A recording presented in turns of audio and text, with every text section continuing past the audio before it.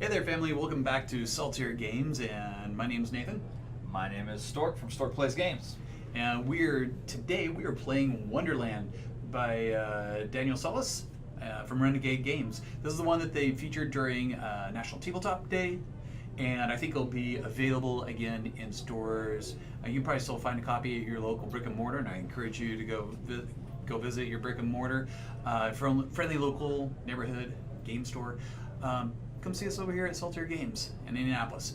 But it's by Renegade Games. Got a few of them here left, and they're going to be available again, I believe, in 2019. But sort of a preview game, kind of a fun little thing that Renegade did. So, 2 players, very streamlined. But I'm going to introduce Josh to go ahead and talk us through how to play the game. Absolutely. So, as you know, this is one of my favorite themes of games because I'm a favorite themes. Period of Alice in Wonderland. Yeah, as the wonderful. I don't know. The Can't ink will see show. the overhead camera here can show my tattoo on my arm here.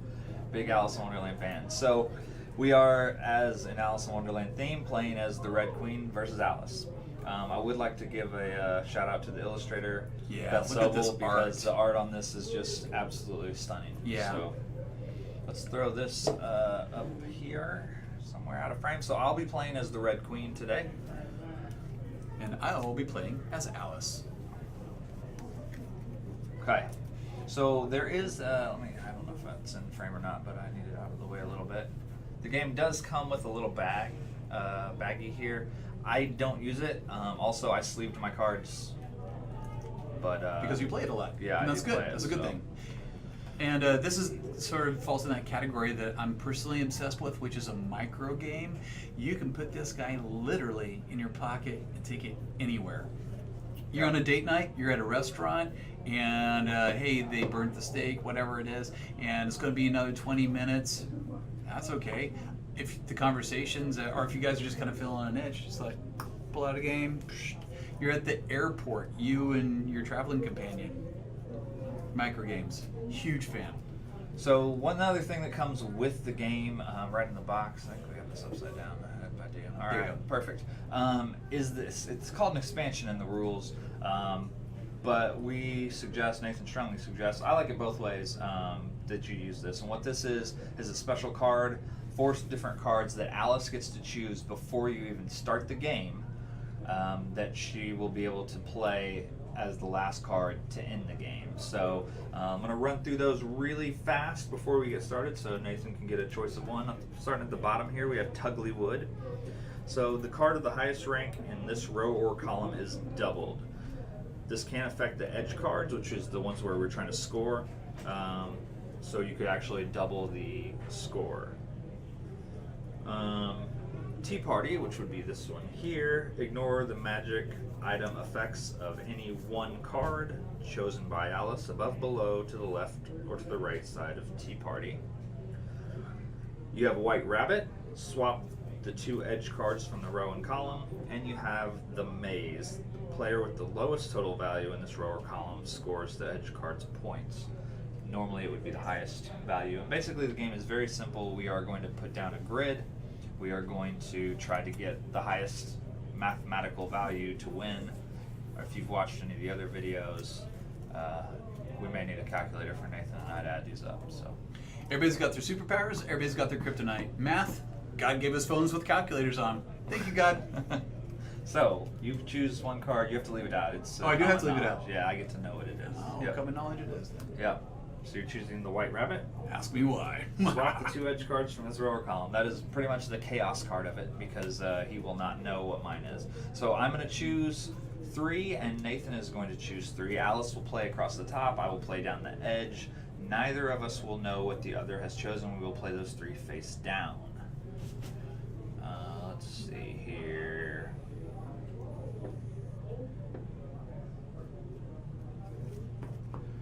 These are mine. I've chosen probably poorly, and we are going to put these face down like that. I'm going to grab these, and we're going to set them off to the side here.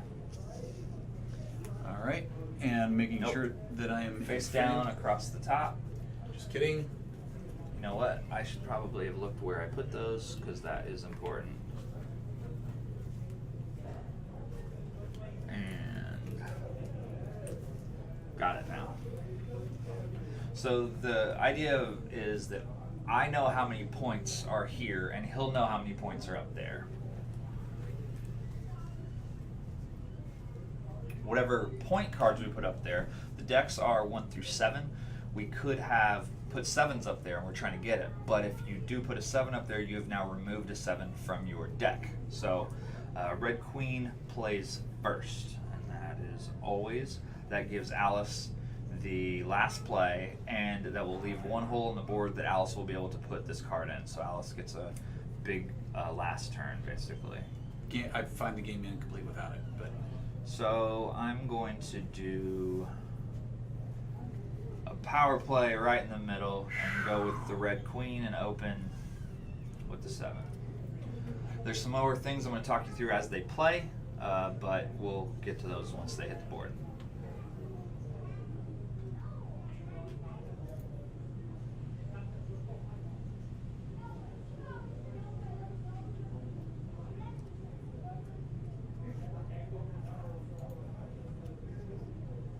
Okay, so Nathan has placed down here this cake symbol that you can see probably kind of on the camera there. What that does is doubles the amount of the card played here. So that's what those cake symbols mean. It would not double the scores. So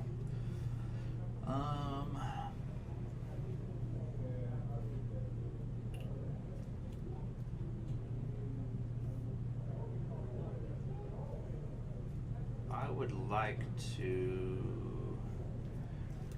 get in on that. So what I'm going to do is play the Knave of Hearts here, which does have the cake symbol to the side, so I'm doubling that one to 14. He is doubling mine to 10. So currently I'm winning this row, this column. And I'm going to kind of negate that a little bit. So Nathan played the March Hare. And what that does is a 2, but he has a potion, a drink me potion, and that makes that 0. So no matter how many times I double it or do whatever to it, it is now 0. There's also left an opening here for a double up top.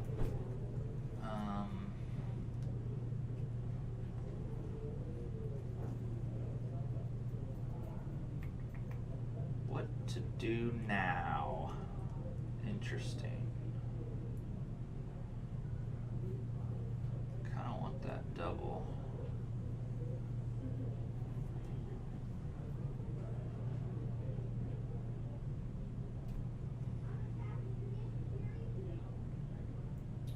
I'm just going to play here, and what that does, I'm playing my cakes off to the side, so I'm essentially locking up this column. Most likely. There's a few things Nathan could do, but very good odds that I have that column. It's also very subtle and probably hard to see on camera, but the Red Queen has a red and white border. Alice has a blue and white border. It's very tiny pinstripes, but it's very elegantly done. Elegant for sure.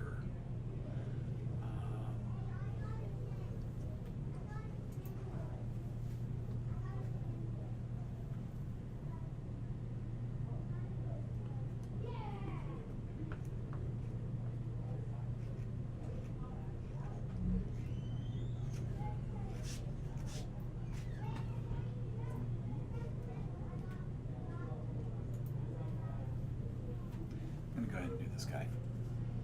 Okay, so Nathan has doubled. He's played the Oraculum and doubled him to 8.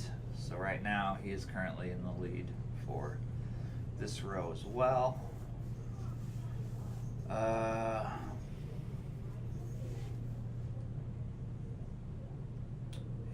There's nothing I can do about that.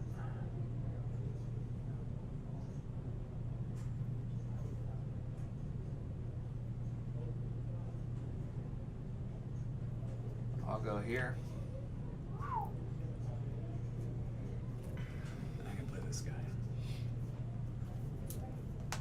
Excellent. So, all right. So what happens is we now reveal these cards, and these were the points that we're actually playing for. And I, as you can see, went very low and put all my stuff Wow. over there. But what I did also do was get rid of all of my ones with the zeroing out potion because I didn't really strategize.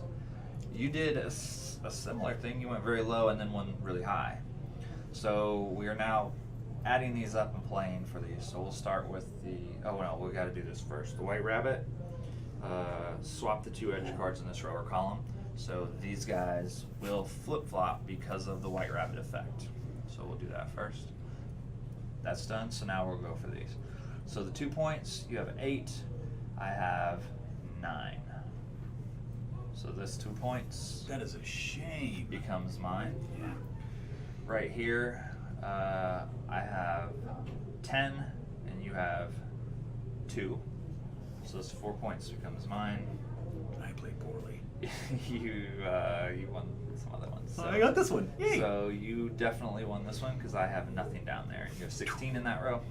That was a strong row. So columns. Let's go down here. I have nothing there, so that one is yours. I have 6. And I have 0 6. and 6, so nobody gets that. And now the 7. I have, so you have doubled that to 10. You've doubled me to 10. So my 3 breaks that at 13, and I get the 7. So it's unfortunate, but as we can see here on camera, I have 4. And Josh, More than 4. he didn't spike the football. 13. So that's it. Really easy. Again, micro game. You saw how long it took to play, and that was with us actually thinking about it. The replayability is as soon as you get like the feel for it, you guys could just bang it out time after time. The thing that's why for me it's essential to do with the expansion. These 4 cards here, that offers a lot of just when you go to play this.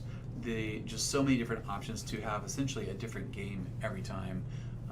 Yeah, the replayability, and again for a lot of couples, this is just like one of those. I love games that are intended specifically for 2-player. Like it was created for 2 people instead of like the ones that are just for like say 2 to 5 or something like that. And it plays 2 players.